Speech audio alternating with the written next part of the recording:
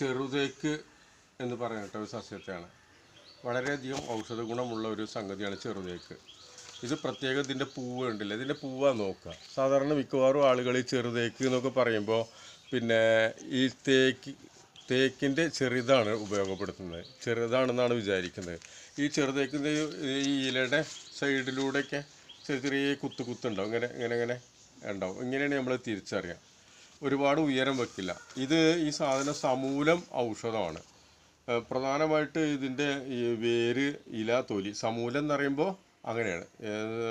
വേരും ഇലയും തൊലിയും ഒക്കെ ഔഷധമായിട്ട് ഉപയോഗിക്കുന്നത്.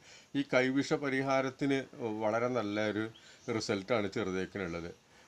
അതുപോലെ ഇതിന് ഒരുപാട് തരം ചികിത്സകൾ ഇതിലുണ്ട്. ഒരുപാട് തരം മരുന്നുകളിൽ നമ്മൾ ആയുർവേദത്തിൽ ഇത് ഉപയോഗപ്പെടുത്തുന്നുണ്ട്. അപ്പോൾ ചെറുതേക്കിനെ കുറിച്ചിട്ട് വിശദീകരിച്ചിട്ടൊരു വീഡിയോ ഞാൻ ചെയ്യുന്നുണ്ട്. അതിപ്പോൾ നല്ലൊരു ചെടി, ഇതിപ്പോൾ ഇവിടെ ഉള്ളൊരു ചെടിയാണ്, ഇതിപ്പോൾ ഞാൻ പറിച്ചതാണ് അവിടെ നിന്ന്. അപ്പോൾ ഇത് വേറെ ചെടി, പൂവൊക്കെ ക്ലിയറിലൊരു ചെടി ഞാൻ എടുത്തിട്ട് നന്നായിട്ടൊരു വീഡിയോ ചെയ്യാം.